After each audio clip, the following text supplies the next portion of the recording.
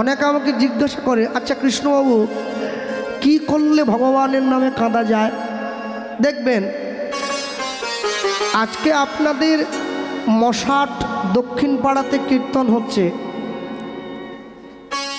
এই মশাট দক্ষিণ পাড়ায় একটা বড় ডাক্তার আছে, MBBS ডাক্তার।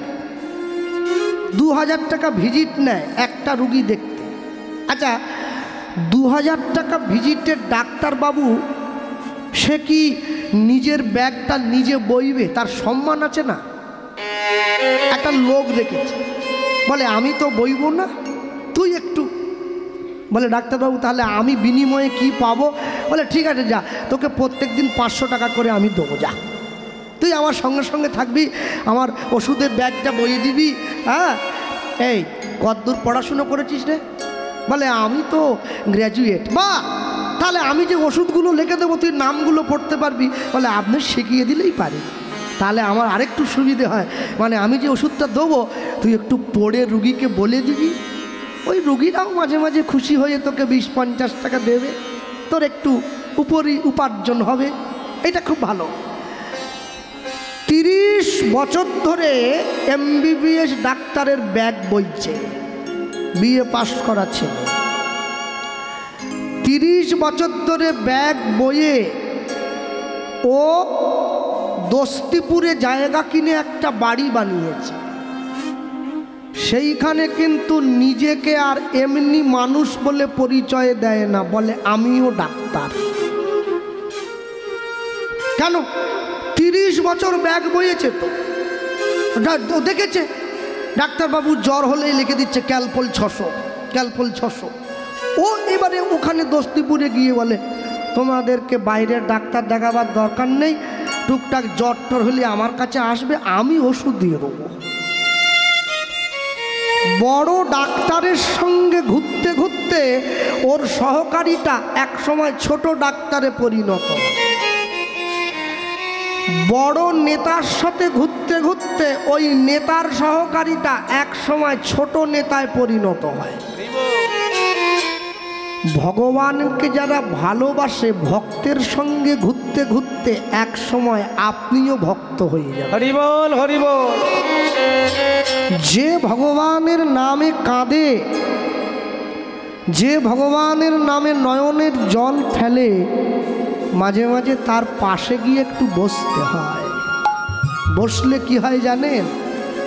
যখন তার দেহের সঙ্গে আপনার দেহটা ছোঁয়া হয়।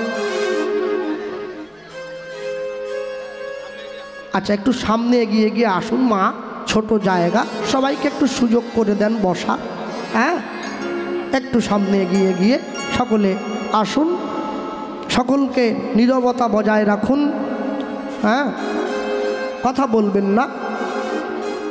তাহলে ভক্তের দেহের সঙ্গে নিজের দেহটা বারবার লাগতে লাগতে সে যখন কৃষ্ণ নামে কাঁদে তখন কিন্তু 2 দিন 4 দিন 6 দিন 1 বছর ঘোরার পর আমারও চোখ দিয়ে জল আসে।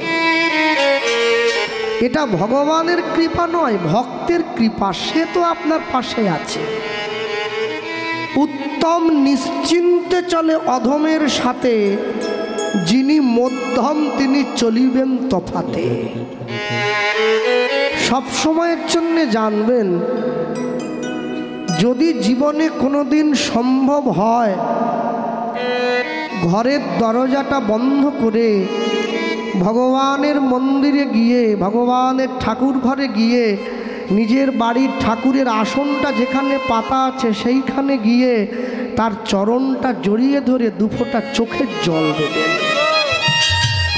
আর যখন দেবেন তখন যেন কোনো স্বার্থ না থাকে। আমি দাস, তুমি প্রভু, সম্পদে বিপদে রেখো রাঙা পদে, তোমায় যেন না ভুলি হে কভু। আমি জীবনের যত কঠিন পরিস্থিতির সম্মুখীন হই না কেন আর যত সুখেই থাকি না কেন, তোমায় যেন কখনো না ভুলে যাই। হ্যাঁ, এই বোধটা অন্তর মাঝে থাকা দরকার। কেন জানে? ভগবানকে ভালোবাসার কত উদাহরণ আছে, ভুরি ভুরি উদাহরণ।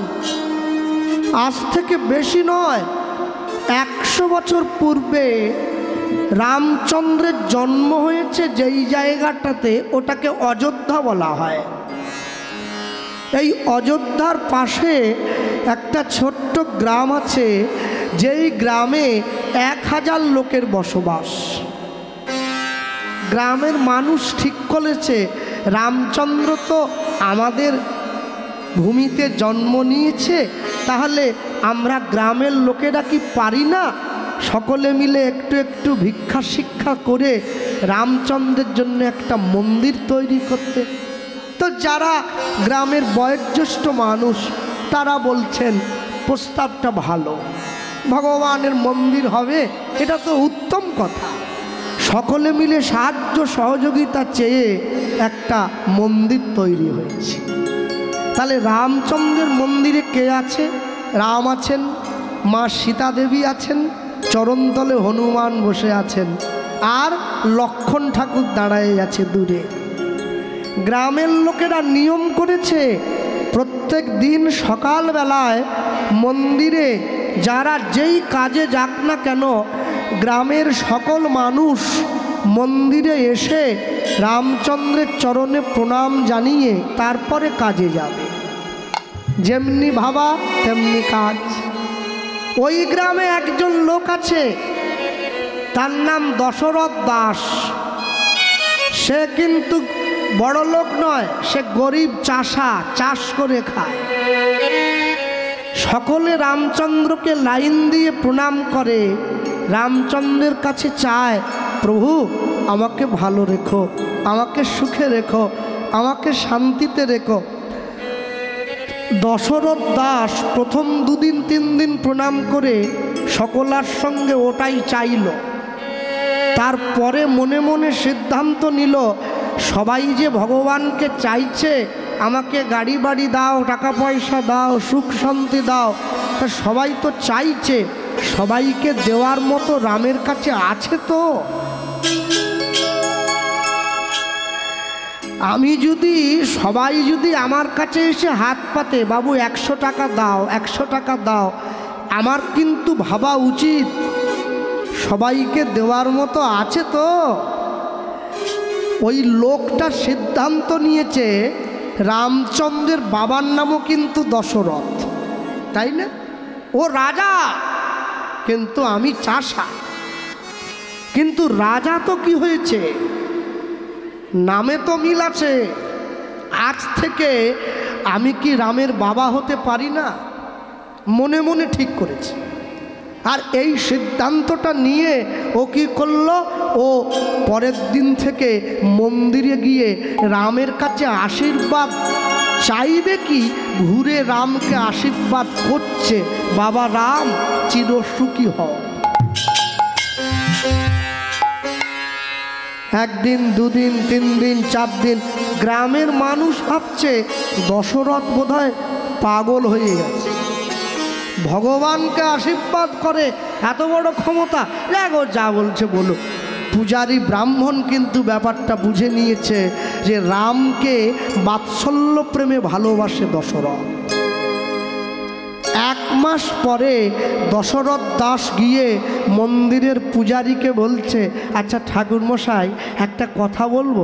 হ্যাঁ বলুন। আচ্ছা রামকে যে আমি ছেলে বলে মানি, এটা আপনি জানেন তো? বলে হ্যাঁ হ্যাঁ আমি তো জানি রাম তোমার ছেলে। আচ্ছা রাম যদি আমার ছেলে হয় তাহলে মা সীতা সম্পর্কে আমার কি হবে? বৌমা। বেশ, আচ্ছা আপনি বলুন, আপনি তো পুজো করেন, ব্রাহ্মণ, বয়স্ক মানুষ। আচ্ছা ছেলে বৌমা এক ঘরে এক আসনে পাশাপাশি দাঁড়িয়ে আছে, আমি শ্বশুর হয়ে কি সব সময় বৌমার মুখটা দেখা আমার শোভা পায় না? মানে আমি একটা লজ্জা আছে তো, বলছিলুম আর কি। পূজারি বলছে আমাকে কি করতে হবে? বলে কিচ্ছু না, কালকে থেকে আমি যখন মন্দিরে আসবো না, আপনি দয়া করে মা সীতার দিকের পর্দাটা একটু আড়াল করে দেবেন, আমি যেন আমার বৌমার মুখটা না দেখতে পাই। আমি বাবা হয়ে ছেলেকে আশীর্বাদ করে ঘরে ফিরে যাব, এটা হলেই আমার শান্তি। হ্যাঁ, মনে রাখবেন, এই যে মায়েরা বসে আছেন, যখন বিয়ে হয়ে প্রথম এসেছেন বাবার বাড়ির থেকে শ্বশুর বাড়িতে, এখন এসব প্রথা নেই। সংসারের সবাইকে প্রণাম করতে হয়েছে, হয়নি?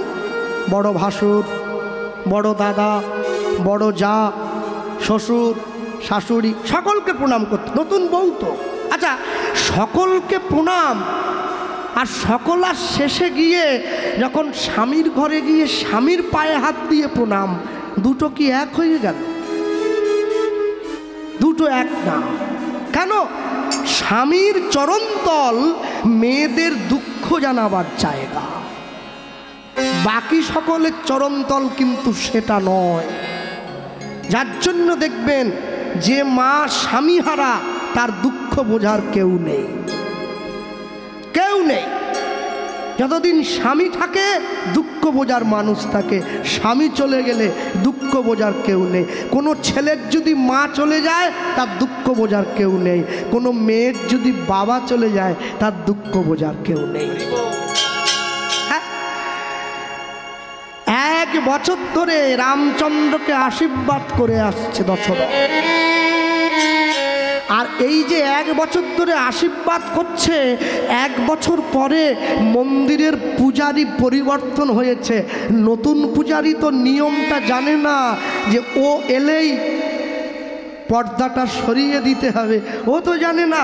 আজকে যখন দশরথ দাস গিয়ে মন্দিরে রামকে আশীর্বাদ করার জন্য হাতটা তুলেছে, দেখছে পর্দাটা দেওয়া নেই, পর্দাটা আলগাই আছে। মা সীতা এমনি দাঁড়িয়ে আছে, লজ্জায় মাথাটা নিচু করে নিল। ছি,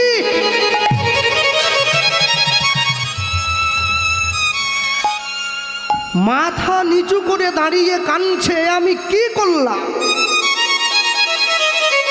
আমি শ্বশুর হয়ে বৌমার মুখটা দেখে নিলাম সকালবেলায়।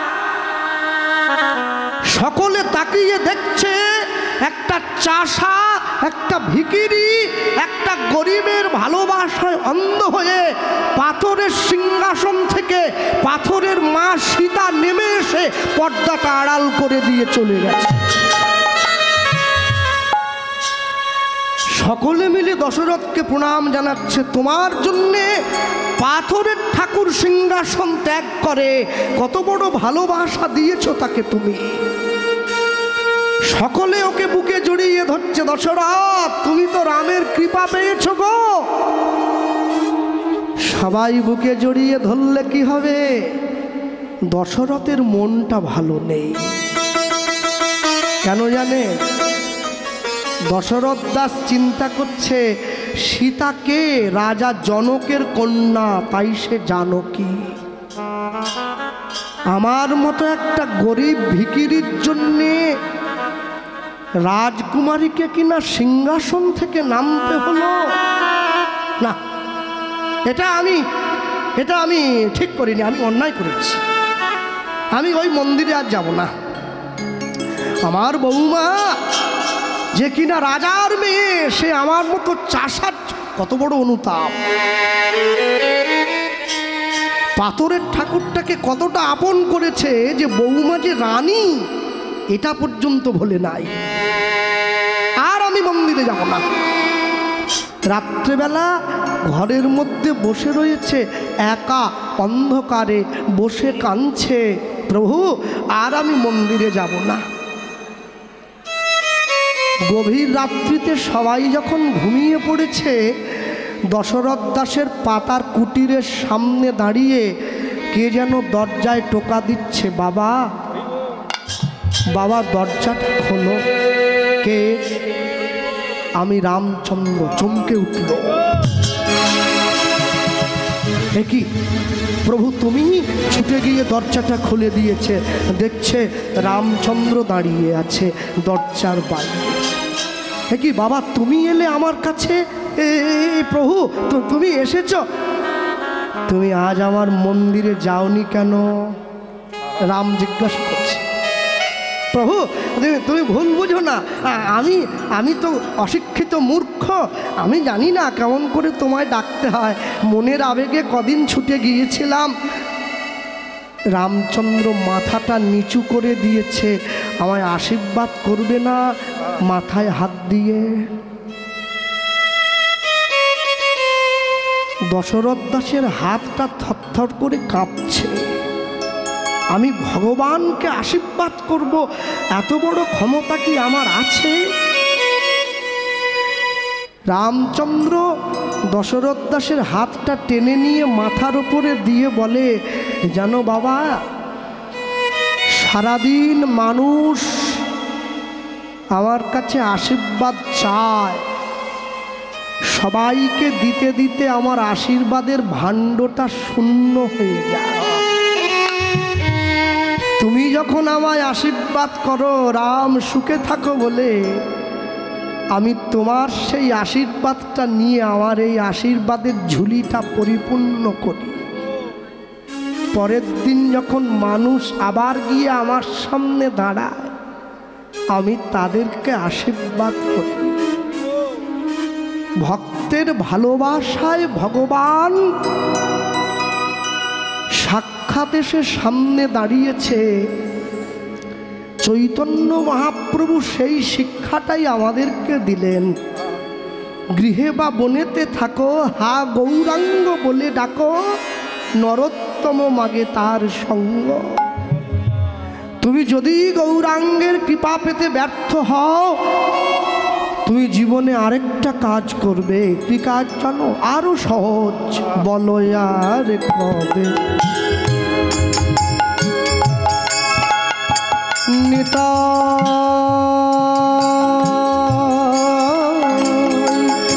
চাপ উলুধ্বনি।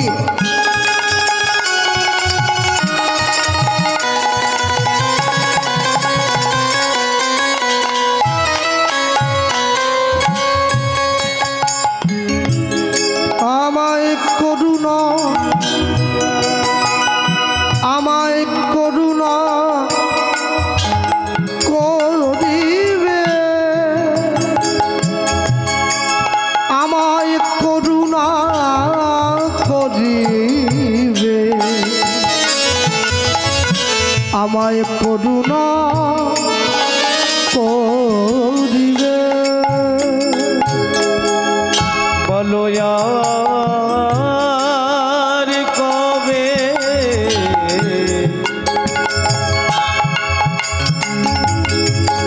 নিতাই নিতাই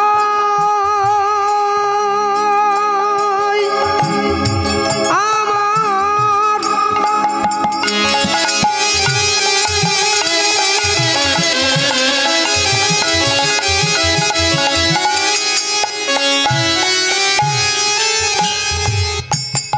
নিতাই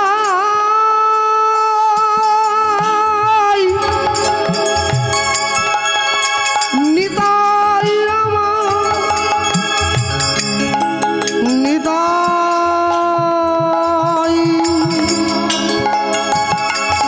দয়াল নিতাই আমার নিতাই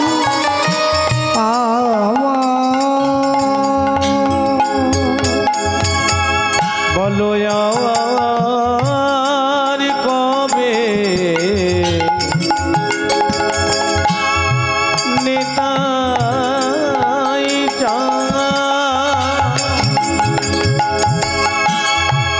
আমায় করুণা করুণা করুণা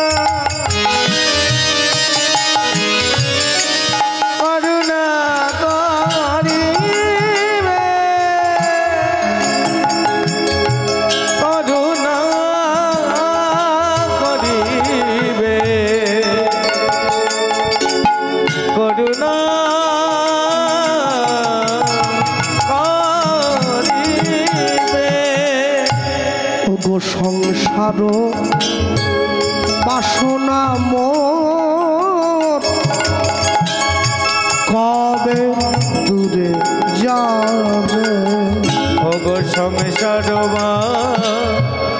শোনাবো কবে দূরে যাবে বল বিষয় ছাড়িয়া কবে আমার শুদ্ধ হবে কবে হাম হে রব সেই মধুর বৃন্দাবন কবে হাম হে রব সেই মধুর বৃন্দাবন বল কবে হাম হে রব মধুর বৃন্দাবন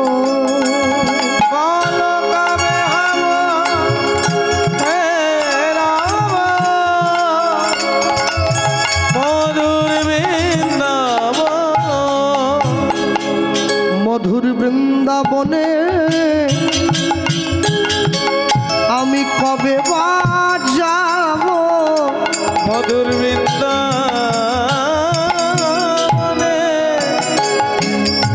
কবে বা যাব আমার সংসার বন্ধন মোচন হইবে মধুর বৃন্দাবনে কবে বা যাব আমি তোমার চরণে শরণ লইব মধুর বৃন্দাবনে কবে বা যাব আমি আশ্রয় লইব বিষয় তাজিব মধুর বৃন্দাবনে কবে বা যাব শুধু হরি বলবো আর বলাইব মধুর বৃন্দাবনে কবে বা যাব আমি ব্রজ গোপীর চরণ ধুলি অঙ্গে মাখিব বৃন্দাবনে কবে বা যাব আমি তোমার চরণে সব সপিব মধুর বৃন্দাবনে কবে বা যাব তবে তোমার কৃপা অঙ্গে পাইব বৃন্দাবনে কবে বা যাব আমায় কৃপা করো দয়াল ঠাকুর বৃন্দাবনে কবে বা যাব আমি নিজে কাঁদিব অপরে কাঁদাইব বৃন্দাবনে কবে বা যাব ভগ প্রেমানন্দে হরি কহ সবে বৃন্দাবনে কবে যাব প্রেমানন্দে হরি বল সবে বৃন্দাবনে কবে যাব মধুর বৃন্দাবনে কবে বা যাব ভগ কবে হব হে রাম মধুর বৃন্দাবন কবে হব হে রাম মধুর বৃন্দাবন আমি যে বছর প্রথম এসেছিলাম সে বছর আমাদের সময়টা একটু রাত্রে ছিল না, রাত্রি 9টায়। তা আমি সে বছরও আপনাদেরকে যে কথাটা বলে গিয়েছিলাম আমি এবছরও সেই একই কথার পুনরাবৃত্তি করলাম। কি মনে রাখবেন, আজকে আপনাদের এই মশাট এই গ্রামে হরিনামের যে ঘট বসেছে, আশ্চর্য কি জানেন, যদি আপনারা পুরোহিত ব্রাহ্মণ ঠাকুরকে গিয়ে জিজ্ঞাসা করেন যিনি ঘরটা পেতেছেন যে ঠাকুর মশাই কার নামে ঘরটা পাতলেন, উনি কিন্তু উত্তর দেবে পুরো গ্রামবাসীর নামে পাতা আছে। কেন? সকলের পয়সা নিয়ে হরিনাম হচ্ছে, একজনার তো কারো পয়সা নিয়ে নয়, তাই সংকল্পটা গ্রামবাসীর নামে করা আছে। সম্পূর্ণ গ্রামবাসীবৃন্দ হরিনামের কৃপা তখনই পাবে যদি তারা হরিনাম চলাকালীন গ্রামের সম্পূর্ণ নিরামিষ সেবা করে। তবে সম্পূর্ণ নিরামিষ খেতে হবে সকলকে। শুধু তাই নয়, যেখানে হরিনাম হয় সেখানে মেলা বসে, আজকেও বসেছে, এটা আনন্দ। আমাদের মেদিনীপুরেও বসে। তা মেলা বসেছে, মেলাতে খেলনার দোকান, খাবারের দোকান, জিলিপির দোকান, এটা ভালো। কিন্তু এত কিছু ভালোর মধ্যে একটা কালো আছে, ওটা কি বলুন তো? ডিম চাউমিনের দোকান। হ্যাঁ, যারা গান গাইছে তারা কীর্তন গাইতে গাইতে মাঝে মাঝে দেখবেন বলে যেইখানে হয় নাম সংকীর্তন সেটাই শ্রীধাম বৃন্দাবন, বলে না? বলার পরে মানুষে হাত তুললো। আমাদের গ্রামেও কীর্তন হয়, আমিও তো হাত তুলে দিই, হরি বল। হ্যাঁ, এবার আমার পাশে যে বসে আছে ও তুলেছে। এ কি, আপনি সন্দেশখালি যাবেন হাত তুলবেন না বললে হবে নাকি? গুলি করে দেবে পুলিশ। 144 চলতিছে, মানে তখন চলছিল আর কি, সবাইকে হাত তুলতে হবে। আমি কীর্তন গাইতে গেছি, পুলিশ বলে আপনি আবার এর মধ্যে ঢুকেছেন কি জন্যে? আমি বলি স্যার আমি গান গাইতে পারি। হাত তুলে যান, হাত তুলে থাকবেন, নাহলে গুলি খাবেন। আমার দলের লোকগুলোর ভালো শিক্ষা হয়েছে, তোরা জীবনে তুলিসনি, আজকে তুলে চল, তাহলে বুঝবি। হ্যাঁ, হাতটা তুলতে হয়। তাহলে যারা হরিনামের আসনে এসে বসেছে, একজনা যদি তোলে ওর পাশের লোকটা তুলছে, মানে সম্মান রক্ষার জন্য। ওরে বাপরে, আমার পাশে যে বসেছে সেও তো হাত তুলেছে। এবার দেখে হাত নামিয়ে পাশে বসে ডিম ভাজা খাচ্ছে। বৃন্দাবন ডিম ভাজা খাওয়ার জায়গা? হ্যাঁ, বৃন্দাবন পেঁয়াজি খাওয়ার জায়গা?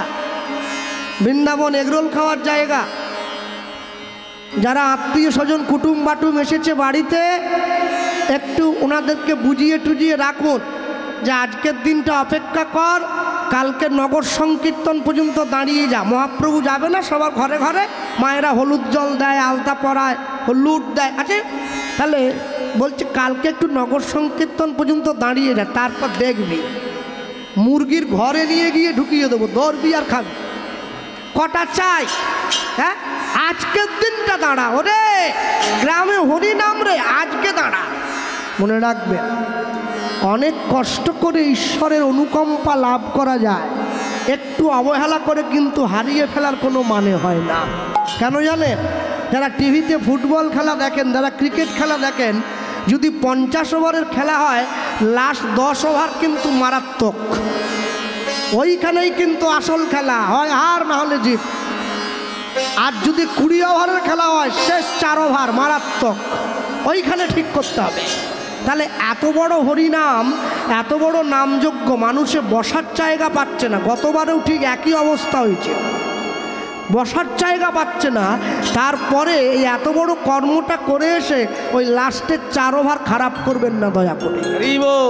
হ্যাঁ, সব আমি বলবো না যে চাউমিন হবে না, হোক, ডিম বাদ দিয়ে হোক, কি এগরোল হোক, নিরামিষ হোক। মায়াপুর ইস্কনে দেখেন না, নিরামিষ এগরোল বিক্রি হচ্ছে, নিরামিষ চাউমিন। মানুষ কি খাচ্ছে না?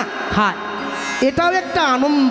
হরিনামকে কেন্দ্র করে আগুন নিয়ে খেলা করতে গেলে একটু বেখেয়াল যদি হয়, আগুন কিন্তু হাতটা পুড়িয়ে দেবে।